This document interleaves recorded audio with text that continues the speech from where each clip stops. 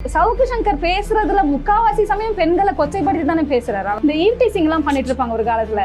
உங்களுக்கு என்னங்க வேறுபாடு இருக்கு? இவங்க சேனலை வச்சு அதை பண்றாங்க. பெண் காவலர்கள் வந்து அட்ஜஸ்ட் பண்ணிட்டு போறாங்க. அதுக்கப்புறம் வந்து பாத்தீங்கன்னா லவ் பண்றாங்க. So all derogatory comments, sexually coloured remarks. ஒரு டிரான்ஸ்ஜெண்டரை பத்தி பேசுறாரு, டாட்டூ போட்டுட்டு இருக்கா. why do you have to do this? நீங்க ஏன் அது பண்றீங்க? அது அவங்களோட பர்சனல் சாய்ஸ் இல்லையா? அப்படியே அவங்க வந்து டாட்டூ போட்டாலும் அதை நீங்க ஏன் பேசுறீங்க? நீங்க கொஞ்சம் யோசிச்சு பாருங்க. பெண்கள் வந்து அட்ஜஸ்ட் பண்ணி தான் அடுத்த லெவலுக்கு போகணுமா? ஏன் அவங்க படிக்கலையா? அவங்களுக்கு அறிவு இல்லையா? தெளிந்த சிந்தனை இல்லையா? உழைப்பு இல்லையா? கடினமா நாங்க உழைக்கிறோம். நீங்க பொலிட்டிக்கலா உங்களுக்கு யார் மேலேயாவது ஒரு வன்மம் இருக்கு, உங்களுக்கு ஐடியாலஜிஸ் ஒத்து போகலைன்னா நீங்க அதை டைரக்டா வந்து எதை பேசணுமோ அதை மட்டும் பேசணும். பெண்களை இழுக்க கூடாது. நீங்க என்ன சொல்ல வரீங்க இது வழியா? அப்ப ஆட்டோமேட்டிக்கா ஒரு பெண்ணுடைய கட்டுல கொண்டாந்து வச்சிருவேன் அப்படின்னு தான் சொல்ல வரீங்களா? தன்னுடைய மனைவி கூட வாழ வந்த ஒரு பெண் மேல ஒரு கேலிபர் இல்லாம நடத்தி இருக்கிற ஒரு ஆண் வந்து சமுதாயத்துல இருக்க எல்லா பெண்களையும் பத்தி தரைக்குறைவா பேசுறதுன்றது சாதாரண ஒரு விஷயமா தான் அவர் பண்ணிக்கிட்டு இருந்திருக்காரு.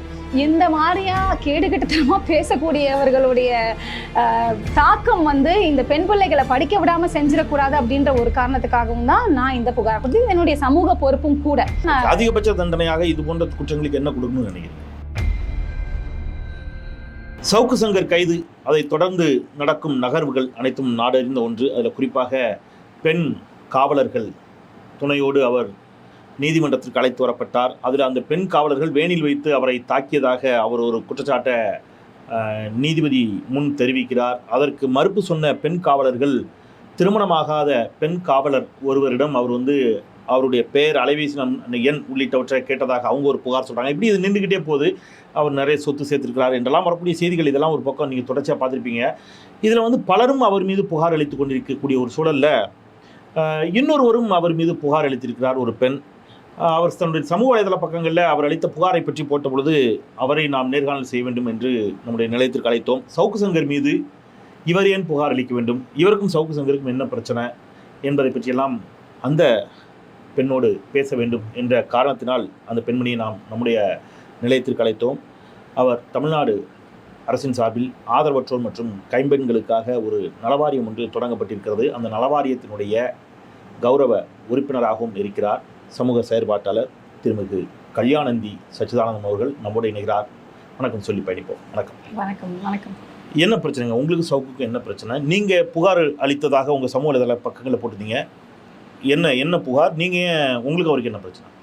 சவுக்கு சங்கருக்கும் எனக்கும் எந்த தனிப்பட்ட பிரச்சனையும் இல்லை. கண்டிப்பாக வந்து ஸோ நான் வந்து ஆனந்தம் அப்படின்ற ஒரு மனநல பயிற்சி வகுப்பு நடத்துகிறாங்க பெண் காவலர்களுக்காக.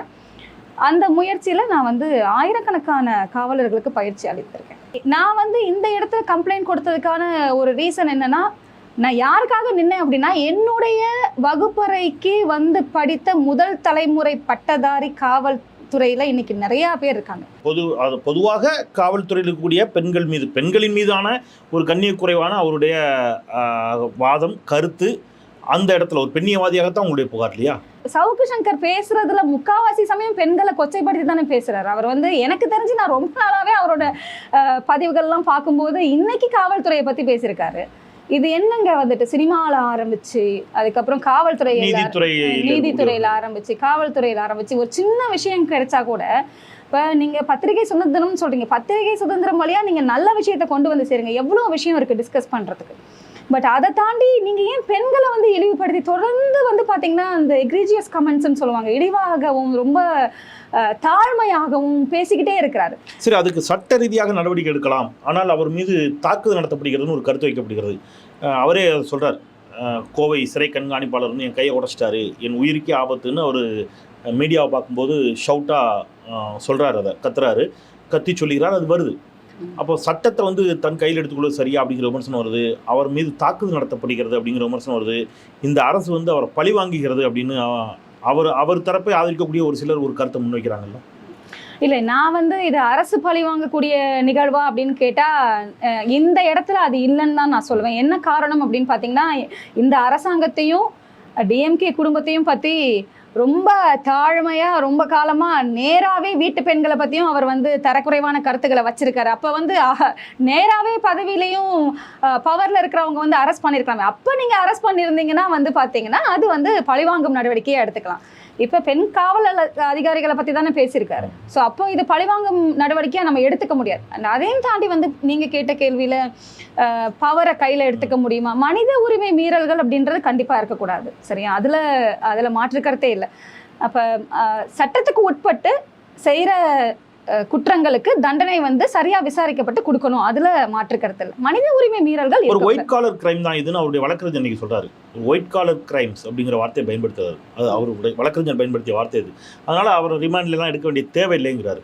இது அந்த மாதிரியான ஒரு கிரைம் தானா? இல்லை, எனக்கு வந்து இவர் வந்து தொடர்ந்து இதே மாதிரி விஷயத்த பண்ணிக்கிட்டே இருக்கிறாரு. இப்போ வழக்கறிஞர்கள் வந்து பார்த்தீங்கன்னா பொதுவாகவே வந்து அவங்களுடைய கிளையண்ட்ஸுக்கு வந்துட்டு ஆதரவாக தான் இருப்பாங்க. அது அவங்களுடைய தொழில் தர்மமும் கூட. அதை தாண்டி வந்து இந்த ஒயிட் காலர் கிரைம்னு சொல்லி நம்ம இதை பூசி முழுகாமல் இருந்தால் நல்லது. இது தீர விசாரிக்கப்பட்டு நடவடிக்கை எடுத்தால் பின்னாடி வரக்கூடிய இந்த மாதிரி வலைதளங்களில் இருக்கக்கூடிய சேனல்ஸ் யூஸ் பண்ணி சோஷியல் மீடியான்றது இன்னைக்கு ஒரு பெரிய இம்பாக்டை கிரியேட் பண்ணிட்டு இருக்கு. இப்போ அவருக்கு இருக்கக்கூடிய ஃபாலோவர்ஸே பார்த்தீங்க அப்படின்னா இப்போ ஒரு பிற்போக்குத்தனமான ஒரு குடும்பத்தில் இருக்கக்கூடிய ஒரு ஃபாலோவரோ இல்லை ஒரு குறிப்பிட்ட இனத்து மக்களோ அவரை ஃபாலோ பண்ணிட்டு இருக்காங்கன்னு வச்சுக்கோங்க. இப்போ இவர் பேசுகிற கருத்து வந்து சரின்னு ஆமோதிச்சு தன் வீட்டு பெண்களை வெளியில படிக்க போகாதீங்கன்னு சொல்றதுக்கு எவ்வளவு காலம் ஆக போகுது? இன்னைக்கும் வந்து பாத்தீங்கன்னா எல்லாருமே பெண்கள் ஈஸியாக வெளியில வந்து படிக்கிறாங்க. மேலோட்டமா எதையுமே பார்க்கக்கூடாது. இன்னைக்கும் சேலஞ்சஸ் இருக்கு. நம்ம எவ்வளவு பள்ளிக்கல்வித்துறை எவ்வளவு முயற்சி எடுத்துட்டு இருக்கு. இன்னைக்கு பொட்டன்ஷியல் டிராப் அவுட்ஸ் எப்படி இருக்கு, எவ்வளவு சைல்ட் மேரேஜஸ் இருக்கு, எவ்வளவு கேசஸ் நடந்துட்டு இருக்கு. நம்ம எல்லாத்தையும் ஓவராலா சூப்பர்ஃபிஷியலா பார்த்து பேசக்கூடாது. இப்ப ஒரு நல்ல செட்டில்டான ஒரு இடத்துல இருக்கிறவங்க இந்த மாதிரியான வாதங்களை முன் வைக்கலாம். அது ஈஸியா இருக்கும். ஆனா இந்த மாதிரி ஒயிட் காலர் கிரைம்னு இதை மூடி மறைச்சு நீங்க இதை முடிச்சிட்டீங்க அப்படின்னா இப்போ அடிப்படையில் இருக்கிறவங்களுடைய நிலை என்ன ஆகும் அப்படின்றதுதான் என்னுடைய கேள்வி. இப்போ பெண் காவலர்களை அவருக்கு பாதுகாப்புக்கு அனுப்பி மகிழா நீதிமன்றத்தில் அவர் ஆஜர்படுத்துறாங்க. அப்போ வந்து அவர் வீடியோ எடுத்தாங்க, அடித்தார்கள், தாக்கினார்கள், மன்னிப்பு கேட்க சொன்னார்கள், அதை வீடியோ எடுத்தார்கள் அப்படிங்கிற மாதிரியான ஒரு செய்தி அவங்க தரப்புல சொல்றாங்க. வீடியோ எடுத்தார்கள், அடித்து தாக்கி அப்படின்னு அவர் சொல்லுகின்ற பொழுது காவல்துறை தரப்பிலிருந்து ஒரு புகைப்படம் லீக் ஆகுது. அது என்னன்னா, ஒரு காவல்துறை பெண் காவலர் ஒருவர் அவரை வந்து செல்ஃபோனில் வீடியோவோ புகைப்படமோ எடுக்கிற மாதிரியான ஒரு ஃபோட்டோ வெளியாகுது. அப்போ அதை அக்னாலஜ் பண்ணுற மாதிரியான ஒரு ஃபோட்டோவாக தான் அதை பார்க்க முடிகிறது. அப்போ அவரை வந்து பெண் காவலர்கள் தாக்கினார்கள் அப்படின்னு வரக்கூடிய செய்தி. இன்றைக்கி அவர் நீதிமன்றத்தில் சொல்லிட்டு போது ஒரு வாதம் வைக்கிறாரு. தாக்கிட்டு அடிச்சுட்டு வலிக்குதா, இதை மாதிரி தான் நீ எங்களை பேசும்போது வலிச்சுது, அந்த வழியை விட இது ஒன்றும் பெரிய வழி இல்லை என்று சொன்னார்கள் அப்படின்னு அவர் நீதிமன்றத்தில் சொன்னதாக சொல்கிறாங்க. இதை எப்படி பார்க்குறீங்க? இப்போ மாட்டிட்டாரு, அவரை காவல்துறையில எடுத்துட்டாங்க, நல்லா வசமாக மாட்டிக்கிட்டாரு. அப்போ அவரை காப்பாற்றிக்கிறதுக்கு வந்து பார்த்தீங்கன்னா அவர் நீதிபதி முன்னாடி கண்டிப்பாக அவர் பேசி ஆகணும். அப்படி பேசும்போது ரெண்டு பேரும் மாற்றி மாற்றி டிஃபென்ஸ், இவர் தான் முதல்ல வந்து என்னென்னா என்னை அடிக்கிறாங்கன்னு சொல்கிறாங்க. அப்போ ஆட்டோமேட்டிக்காக ஒரு டிஃபென்ஸ் மெக்கானிசமாக அவங்களும் அவங்க சைட்லேருந்து எக்ஸிபிட் பண்ணுறாங்க காவல் துறையிலேருந்து. இப்போ அதுக்கு அடித்தாங்க அப்படின்றதுக்கு ஆதாரம் சரியா, எவிடன்ஸ் அண்ட் ஃபேக்ட்ஸ் எங்கே இருக்குது அப்படின்றது தான் ரொம்ப ரொம்ப முக்கியம். அடுத்தது வந்து இந்த ஒரு புகைப்படத்தை வச்சு மட்டுமே வந்து இவங்க தரக்குறைவாக நடத்துனாங்க அப்படின்ற முடிவுக்கு நம்ம வர முடியாது அப்படின்றதான் நினைக்கிறேன். ஏன்னா ஒரு புகைப்படம் அவரை எடுக்கிற மாதிரி நம்மளுமே பார்க்குறோம், அது சமூக வலைதளங்களில் சுற்றிட்டு இருக்கு. ஸோ இந்த ஒரு புகைப்படத்தை வச்சு இவங்க அடித்தாங்க, தாக்குனாங்க, சாதாரணமாக காலை போட்டுட்டு இருக்கும்போது கூட வந்து பார்த்தீங்கன்னா அதை வச்சு நிறைய கிரிட்டிசைஸ் மீம்ஸ் பண்ணிட்டு இருக்காங்க. ஆமாம், கால் மேலே கால் போட்டுட்டு இருக்க மாதிரி. ஸோ அதை வச்சு கிரிட்டிசைஸ் பண்ணிட்டு இருக்காங்க. அதாவது இதை அவங்க காவல்துறை ஊர்ஜிதம் படுத்துச்சா சரி, அது ரொம்ப ரொம்ப இம்பார்ட்டண்ட்டான ஒரு விஷயம். அண்ட் வந்து அதே மாதிரி கைதிகளை வந்து கைது பண்ணி வெளியில் கொண்டு போகும்போது ஒரு பப்ளிக் டிரான்ஸ்போர்ட்டேஷனில் இவ்வளவு மனித உரிமை மீறலான விஷயங்கள் நடக்கிறதுக்கு வாய்ப்பு இருக்கா? அப்போ மனித உரிமை ஆணையம்னு ஒன்று இருக்குது, அதுக்கு ஆன்சர் பண்ணணும் அப்படின்றதெல்லாம் பார்த்துக்கிட்டு தானே இருப்பாங்க. ஸோ அப்போ அதை மீறி வந்து அவங்க இந்த மாதிரியான இழிவான செயல்பாடுகளில் ஈடுபடுவாங்களா அப்படின்றது ஒரு கேள்வி. அவர் சைட்லேருந்து அவர் வந்து என்ன இப்படி செய்கிறாங்க அப்படின்னு அவர் சொல்லிக்கலாம் இன்றைக்கி வந்துட்டு. But where is the evidence and fact? Okay, அவருடைய தனிப்பட்ட வாழ்க்கையை பற்றி சமூக வலைதளங்களில் பரவ ஆரம்பிக்குது. அவருடைய திருமண வாழ்க்கையை பற்றி, திருமணத்துக்கு பிறகான அவருடைய வாழ்க்கையை பற்றி, அவருடைய விவாகரத்தை பற்றி, இந்த மாதிரியான செய்திலாம் பரவுது. தனிப்பட்ட வாழ்க்கையை பற்றி வரக்கூடிய அந்த விமர்சனங்கள், அது அப்படிலாம் பண்ணலாமான்னு ஒரு தரப்பு பேசுகிறாங்க. தனிப்பட்ட வாழ்க்கையை பற்றி யாருமே பேசக்கூடாது, இன்க்ளூடிங் சவுக்கு சங்கர். அப்படி பார்த்தீங்கன்னா சவுக்கு சங்கர் இன்னைக்கு எல்லா வீட்டு பெண்கள் பற்றியும் எல்லாருடைய தனிப்பட்ட வாழ்க்கையை பற்றியும் பொதுவாகவே வந்து இழிவுபடுத்தியும் பேசிக்கிட்டு இருக்காரு. அப்போ நீங்கள் ஒரு விஷயம் செய்கிறீங்கன்னா அதை உங்களுக்கு செஞ்சால் வந்து பார்த்தீங்கன்னா சரின்னு ஆமோதிக்கிறவங்களுக்கு நான் சொல்ல வேண்டிய விஷயம் என்னென்னா, நீங்கள் சரின்னு இன்னைக்கு இந்த விஷயத்த வந்துட்டு சரியில்லைன்னு ஆமோதிக்கிறீங்க. எப்படி வந்து சவுக்கு சங்கருடைய தனிப்பட்ட அவங்க மனைவியை பிரிஞ்சதும் அந்த குடும்ப வன்முறையிலேருந்து அவங்க மீண்டு வந்தது, இன்னைக்கு அவங்களுடைய மனைவியே வந்து நிறையா எழுதிக்கிட்டு இருக்காங்க. அப்போ அது உண்மை இல்லாமல் அவங்க எழுத போகிறதில்ல. அப்போ அந்த இடத்துல தன்னுடைய மனைவியவே வந்து சரியாக ட்ரீட் பண்ண முடியாத, தன்னுடைய மனைவி கூட வாழ வந்த ஒரு பெண் மேலே ஒரு கேலிபர் இல்லாமல் நடத்தியிருக்கிற ஒரு ஆண் வந்து சமுதாயத்தில் இருக்க எல்லா பெண்களையும் பற்றி தரைக்குறைவாக பேசுறதுன்றது சாதாரண ஒரு விஷயமா தான் அவர் பண்ணிக்கிட்டு இருந்திருக்காரு.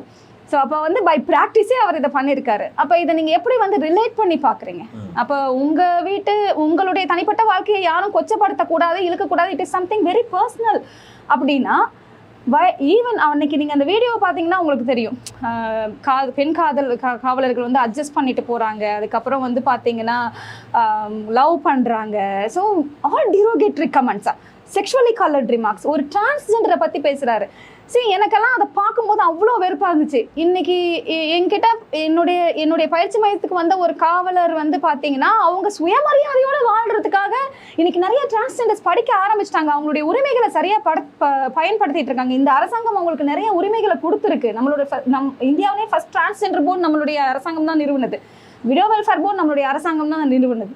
அப்படி இருக்கும்போது அவங்களை எம்பவர் பண்ணுறதுக்கு எவ்வளோ பேர் கஷ்டப்பட்டு அவங்களையும் முயற்சி எடுத்து இன்னைக்கு வெளியில் படிக்க வந்துகிட்டு இருக்காங்க. திருநங்கைகள் வந்து இன்னைக்கு காவல்துறையில் பணியாற்றுறாங்க. சரியா? தமிழ்நாடு காவல்துறையில் பிரித்திகா யாஷினி நம்ம 2012 பேட்ச் அப்படின்னு நினைக்கிறேன். அவங்கள ஆரம்பிச்சு எனக்கு தெரிஞ்சு தீபிகா வரைக்கும், தீபிகாவுக்கு அப்புறம் தீபிகா 2020, அதுக்கப்புறமே நிறைய பேர் காவல்துறைக்கு வந்திருக்காங்க. அவங்கள பார்த்து வந்தவங்க நிறைய பேர் இருக்காங்க. நீங்கள் ஒரு டிரான்ஸ்ஜெண்டர் ஒரு டிஜி டாட்டூ போட்டுட்டு இருக்கா, why do you have to do this? நீங்கள் ஏன் அது பண்ணுறீங்க? அது அவங்களோட பர்சனல் சாய்ஸ் இல்லையா? அப்படியே அவங்க வந்து டாட்டூ போட்டாலும் அதை நீங்கள் ஏன் பேசுகிறீங்க?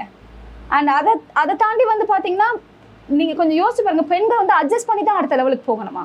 ஏன் அவங்க படிக்கலையா? அவங்களுக்கு அறிவு இல்லையா? தெளிந்த சிந்தனை இல்லையா? உழைப்பு இல்லையா? கடினமாக நாங்கள் உழைக்கிறோம். ஏற்கனவே நீதித்துறை பற்றி பேசியிருந்தாரு, இப்போ காவல்துறையில் இருக்கக்கூடிய பெண்களை பற்றி பேசியிருக்கிறாரு. இப்போ வந்து பொருளாதாரம் சார்ந்த குற்றச்சாட்டுகள் அவர் மீது விழ தொடங்குகின்றன. அதாவது இது வந்து பணம் வாங்கி கொண்டு மிரட்டித்தான் இதெல்லாம் பேசினார் அப்படிங்கிற மாதிரியான அடுத்தடுத்து இந்த அரசியல் சார்ந்த குற்றச்சாட்டுகள் கூட விழ தொடங்குகிறது. இது வெறும் பாலியல் சார்ந்த ஒரு குற்றச்சாட்டோடு நிற்காம பொருளாதாரம் சார்ந்து ஊழல், மிரட்டி பணம் வசூலித்தல், அதை நோக்கி நகர்கிறது அப்படிங்கிற மாதிரியான ஒரு செய்தி, அதற்கு வலு சேர்க்கிற மாதிரியான பல ஆதாரங்கள், இவ்வளோ வீடு வாங்கிட்டார், இவ்வளோ சொத்து வாங்கிட்டார் அப்படிங்கிற மாதிரியான ஆதாரங்கள்லாம் வருது. நீங்கள் அந்த குற்றச்சாட்டுகளை எப்படி பார்க்குறீங்க? இப்போ ரீசெண்டாக அவங்களுடைய தோழி ஒருத்தங்களுக்கு வீடு வாங்கி கொடுத்துருக்க ஒரு கண்டிப்பாக இப்போ நாங்கள்லாம் கஷ்டப்பட்டு உழைக்கிறவங்களுக்கு வந்து மாத வருமானத்தில் வெறும் யூடியூப் சேனல் மட்டும் வச்சே நம்ம இவ்வளோ லட்சணத்தில் கோடிக்கணக்கில் சம்பாதிக்க முடியுமா? கிஃப்டே கோடிக்கணக்கில் கொடுக்க முடியுமா அப்படின்னா அது கண்டிப்பாக ஒரு கொஸ்டினபிள் ஃபேக்ட் தான். அண்ட் அதையும் தாண்டி வந்து பார்த்தீங்கன்னா நீங்கள் உட்கார்ந்த இடத்துலேருந்து உனக்கு இவ்வளோ கோடி வருது அவ்வளோ கோடி வருதுன்னா உனக்கு அப்போ உங்கள் வீட்டிலேருந்து எடுக்கக்கூடிய இந்த ஆதாரங்களுக்கு நீங்கள் கண்டிப்பாக பதில் சொல்லி தான் ஆகணும்.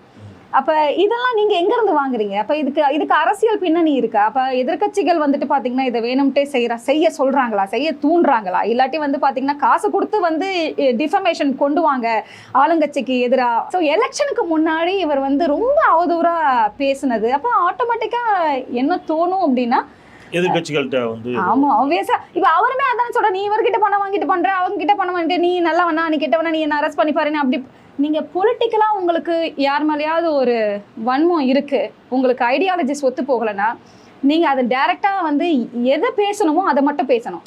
பட் பெண்களை இழுக்கக்கூடாது. நீங்க என்ன சொல்ல வரீங்க? இது வழியா ஒரு சமுதாயத்தை இழிவுபடுத்துறதோ இல்லாட்டி வந்து பாத்தீங்கன்னா ஒரு வீட்டை இழிவுபடுத்துறதோ அப்போ ஆட்டோமேட்டிக்காக ஒரு பெண்ணுடைய கற்புல கொண்டாந்து வச்சிருவேன் அப்படின்னு தான் சொல்ல வரீங்களா? அப்போ இந்த காவல்துறையில் இருக்கிற இது என்ன எனக்கு புரியவே இல்லை. காவல்துறையில் இருக்கிறவங்கெல்லாம் வந்து நடத்தை கோளாறுக்குள்ளே இருக்கிறாங்க, இல்லாட்டி வந்து பார்த்தீங்கன்னா தவறான வழிகாட்டுதலில் தான் அவங்க வந்து ப்ரொமோஷன்ஸ் வாங்குறாங்க அப்படின்னு அவதூறாக நீங்கள் வந்து சொல்கிற ஒரு விஷயம். அப்போ படித்து அடுத்த நிலைக்கு போகணும்னு நினைக்கக்கூடிய அப்போ எக்ஸாம்ஸ்லாம் எழுதி போகிறாங்களே, இன்டர்வியூ அட்டன் பண்ணுறாங்களே, டிபார்ட்மெண்ட் எக்ஸாம்ஸ் எழுதுறாங்க, இல்லைன்னா அவங்க வீட்டுகளிலே இது ஒரு பெரிய பிரளயத்தை ஏற்படுத்தும் இல்லையா? ஒரு கண்டிப்பா. ப்ரொமோஷன் கிடைச்சா கூட தப்பா பாக்குற பார்வையை குடும்ப ஆமா, உறவுகளுக்கு நான் கொடுக்கும். எழுதியிருந்த ஆர்டிக்கல்லையுமே நான் அதுதான் சொல்லியிருந்தேன். என்ன அப்படின்னா, இன்னைக்கு சந்தேகம் அப்படின்றது எங்க இருந்து வேணா வரலாம். ஒரு 2-3 நாளைக்கு முன்னாடி கூட வந்து ஒரு பெண் தற்கொலை பண்ணிட்டா, காவல்துறை அதிகாரி. என்னன்னு கேட்டா வந்து காதலிச்சு கல்யாணம் பண்ணிக்கிட்டாங்க. கல்யாணம் பண்ணவங்க வந்து பாத்தீங்கன்னா குழந்தை இல்ல. ஏன் குழந்தை இல்லைன்னு வந்து பாத்தீங்கன்னா வீட்டுல இருக்கவங்க ப்ரெஷர் கொடுக்குறாங்க, மாமியார் வீட்டுல. அந்த ப்ரெஷர் எப்படின்னு கேட்டீங்கன்னா, ஆமா நீ வந்து ராத்திரி நேரத்துல வந்து டியூட்டிக்கு போயிடுற, நான் வந்து இந்த நேரத்துல வந்துடுறேன் அப்படின்னு அவங்க ரொம்ப மனசஞ்சலத்துக்கு உட்படுத்தி அந்த பையனை தற்கொலைக்கு தோண்டி அவ தற்கொலை பண்ணிக்கிறான். அப்ப நிறைய ஸ்ட்ரகிள்ஸ்க்கு வந்து தான் பெண்கள் ஒர்க் பண்ணுறாங்க. அஃப்கோர்ஸ் நிறைய ஒரு கேள்வி. இப்போ நீங்கள் புகார் கொடுத்துக்கிறீங்க, இது வந்து உங்களுடைய புகாரின் அடிப்படையில் எஃப்ஐஆர் போடப்பட்டு விட்டதா? ஒன்று. உங்களுடைய புகாரில் நீங்கள் எவ்வளோ தூரம் உறுதியாக இருப்பீங்க? இந்த 2 சீட். என்னுடைய புகார்ல நான் 100% உறுதியா இருக்கேன். நான் வந்து ஒரு விஷயத்தை செய்யறதுக்கு முன்னாடியே யோசிச்சு தான் நான் செஞ்சேன். இது எனக்காக நான் செஞ்சதில்லை. இது என்னுடைய, நான் திரும்பவும் சொல்றது, நான் பல முதல் தலைமுறை பட்டதாரிகளை பார்த்துருக்கேன். அந்த பெண்களுக்காகவும், அந்த பெண்கள் காவல்துறையில் இன்னைக்கு பணியாற்றிட்டு இருக்காங்க.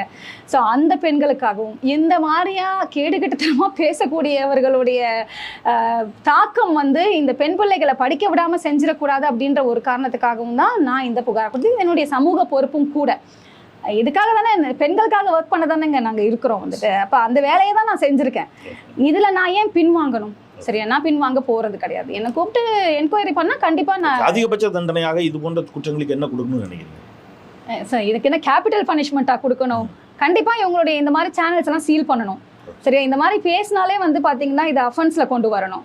ஸோ இதுக்கான நீதிமன்றங்கள் இது சரிவர கண்டிப்பாக விசாரிப்பாங்கன்ற நம்பிக்கை இருக்குது. ஏன்னா எந்த கான்ஸ்டிடியூஷன்லேயும் வந்து ஃப்ரீடம் ஆஃப் ப்ரெஸ்ஸில் வந்துட்டு யாரையும் வந்து இந்த அளவுக்கு தரக்குறைவாக நீங்கள் பேசுங்கன்னு சொல்லலையே வந்துட்டு.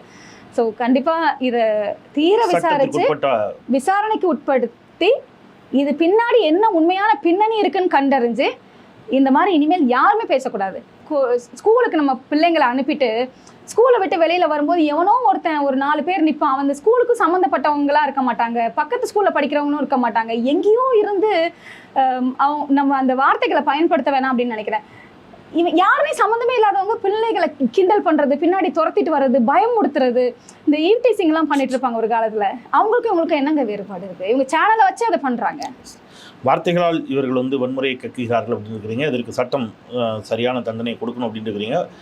ஒரு பெண்களுக்காக இயங்கக்கூடியவராக உங்களை நீங்கள் வந்து தொடர்ந்து சமூகத்தில் அடையாளப்படுத்தி வரக்கூடிய நீங்கள் சவுக்கு சங்கருக்கு எதிரான ஒரு புகாரையும் வந்து கொடுத்திருக்கிறீர்கள். காவல்துறை என்ன செய்கிறது, நீதிமன்றம் என்ன செய்கிறது? சவுக்கு சங்கர் மட்டும் இல்ல, சவுக்கு சங்கர் மாதிரி யாருமே பேசக்கூடாது அப்படின்றது. சவுக்கு சங்கர் ஒரு பெரிய உதாரணம். சவுக்கு சங்கர் மாதிரி யாருமே பேசக்கூடாது. அண்ட் பேசுற இவரை இன்டர்வியூ எடுக்கக்கூடாது. நான் என்னுடைய இதுல கம்ப்ளைண்ட்ல ரொம்ப கிளியரா ரெட் பிக்ஸ் மேலதான் நான் இதை ஊக்கப்படுத்தக்கூடாது, அதையுமே நடவடிக்கை எடுங்கன்னு தான் சொன்னேன். அவங்க நேற்று வருத்தம் தெரிவித்திருக்கிறார்கள். ஒரு ரெட்பிக்ஸ் நிறுவனத்தின் சார்பிலாக பகிரங்க மன்னிப்பு கேட்கப்பட்டிருக்கிறது அந்த நேர்காணலுக்காக. அந்த நேர்காணல் வந்து யூடியூப் பக்கத்திலிருந்து பிரைவேட் செய்யப்பட்டிருப்பதாக சொல்லப்பட்டிருக்கிறது. பார்க்கலாம் வரக்கூடிய காலகட்டங்களில். அப்படி அவங்க மன்னிப்பு கேட்ட ஒரு இதெல்லாம் கண்டிப்பா அது பாராட்டத்தக்க ஒரு விஷயம். நன்றி. ஸோ ஊடக சுதந்திரம் என்பது கட்டற்றதோ அளவில்லாததோ தோன்றியதையெல்லாம் பேசுவதோ அல்ல அப்படிங்கிறத தான் அவங்க தன்னுடைய நேர்காணலில் சொல்லுகிறார். வேற ஒரு வார்த்தைகளில் ஒரு ஊடகவியலாளனாக நீண்ட பல்லாண்டுகளாக ஊடகத்துறையில் அனைத்து முன்னணி ஊடகங்களிலும் பணியாற்றியவனாக ஊடகத்தினருக்கு கூடுதல் பொறுப்பு இருக்கிறது. அவர்கள் பேசக்கூடிய வார்த்தைகளுக்கு அவர்கள் பொறுப்பேற்றுக் கொள்ள வேண்டும், கூடுதல் பொறுப்போடு நடந்து கொள்ள வேண்டும். நம்முடைய நேர்காணல்கள், நம்முடைய வீடியோக்கள், நாம் பேசுகிற பேச்சுக்கள் எல்லாம் சமூகத்திற்கு ஏதேனும் பயன் தரக்கூடியதாக, மாற்றத்தை தரக்கூடியதாக, ஒரு விழுக்காடாவது ஏற்றத்தை தரக்கூடியதாக இருந்தால் மகிழ்ச்சி என்பதை சொல்லி நிறைவு செய்கின்றேன். குரலற்றவர்களின் குரலாய் நான் செந்தில். நன்றி.